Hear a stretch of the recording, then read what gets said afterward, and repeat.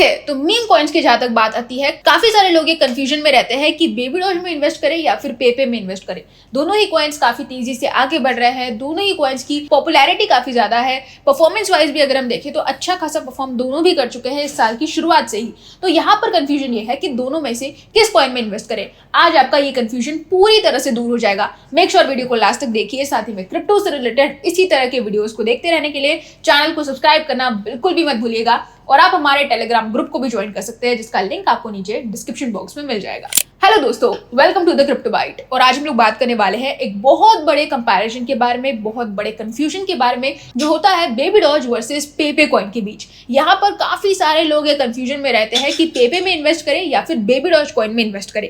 यहाँ पर अगर आप देखेंगे तो दोनों का प्राइस ऑलमोस्ट सेम ही है। यहाँ पर पेपे अपने प्राइस में 3 जीरोस लगा रहा है, बेबी डॉज इस समय पर 6 जीरोस लगा रहा है। अगर हम 1 मिलियन बेबी डॉज की बात करें तो यहाँ पर इसका प्राइस और ज्यादा कम है, 0.17 रुपीज के आसपास चल रहा है बेबी डॉज 1 मिलियन। अब यहाँ पर जैसे कि लोग जानते हैं रीडिनोमिनेशन हो चुका है और बेबी डॉज कॉइन काफी तेजी से इसके बाद आगे बढ़ रहा है। अगर हम इसके प्राइस के ऊपर ध्यान दें तो आप देख सकते हैं एक महीने के अंदर ऑलमोस्ट 11% की ग्रोथ हमें देखने को मिली है और यहाँ पर ये रीडिनोमिनेशन काफी ज्यादा सक्सेसफुल रहा। पेपे की जहां तक मैं बात करूं तो यहाँ पर आप देख सकते हैं बाइनेंस में ऑलरेडी लिस्टेड है।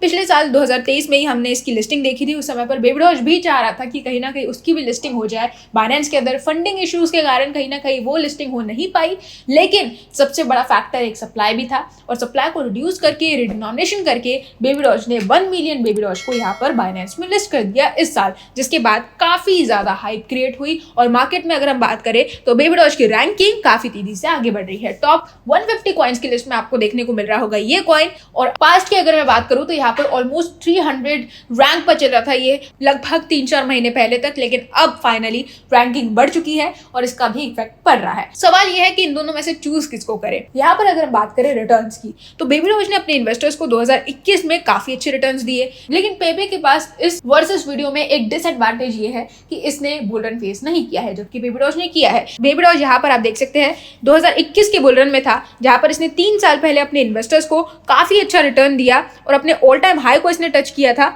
2022 में। अगर हम देखेंगे तो यहाँ पर ऑलमोस्ट 62% से ये कॉइन अपने ऑल टाइम हाई से नीचे चल रहा है, तो ऑलरेडी इन्वेस्टर्स को अच्छा प्रॉफिट ये दे चुका है। लेकिन पेपे की जहां तक बात की जाए तो बिना बुल रन फेस किए ही पेपे ने अपने इन्वेस्टर्स को बेबी डॉज से ज्यादा रिटर्न्स दिए हैं। अगर आप देखेंगे तो अपने ऑल टाइम लो को इसने टच किया था लगभग 2023 में जब लॉन्च हुआ था।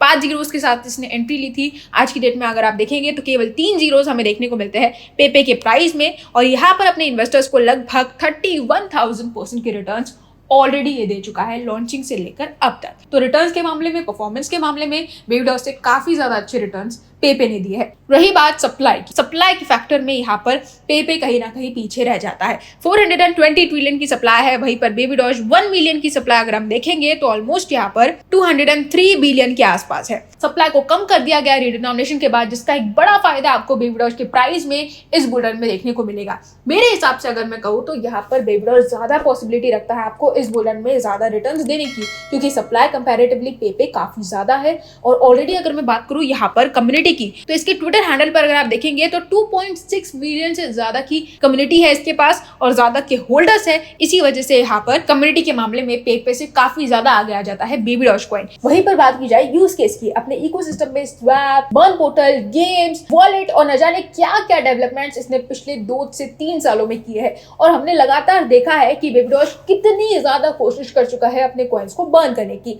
अब जाहिर सी बात है इतनी बड़ी सप्लाई को बर्न करना इतने कम समय में पॉसिबल नहीं था, इसलिए रीडिनोमिनेशन एक आखिरी ऑप्शन बच जाता है बेबी डॉज के लिए। ऐसी अफवाह फैलाई जा रही है कि कहीं ना कहीं शिबा इनू भी इस तरह का रीडिनोमिनेशन कर सकता है, जहां पर बुल रन से पहले हमें रीडिनोमिनेशन देखने को मिल जाए और सप्लाई में ऑलरेडी एक बड़ी घटत देखने को मिले, जिसके बाद सीधी सी बात है शिबा इनू का प्राइस भी पंप कर सकता है। रही बात पेपे की, तो पेपे इतना ज्यादा एक्टिवली इन्वॉल्व नहीं है। पेपे एक ऑथेंटिक मीम टोकन है, इसलिए यूज केस और इकोसिस्टम की तो बात ही छोड़ दीजिए। यहाँ पर जो फाउंडर है वो भी पूरी तरह से एनोनिमस है, तो यहाँ पर एक थोड़ा सा ट्रस्ट इशू बिल्ड हो जाता है। लेकिन ओवरऑल यहाँ पर परफॉर्मेंस वाइज पेपे ने अच्छा परफॉर्म किया है इस साल की शुरुआत से ही। पिछले साल भी अच्छा परफॉर्म करता नजर आया। लेकिन जहाँ तक बात की जाए रिटर्न्स की, तो यहाँ पर एक्सपेक्टेड है कि इस बुल रन में बेबी डॉज पेपे से ज्यादा ज्यादा रिटर्न्स आपको दे सकता है। बेशक बेबी डॉज ने पिछले बुल रन में इतने रिटर्न्स, इतने प्रॉफिट्स ना दिए हो, लेकिन इस बार जो बेबी डॉज ने कमबैक किया है, अपने इकोसिस्टम में डेवलपमेंट्स इसने की, पिछले 3 से 4 सालों में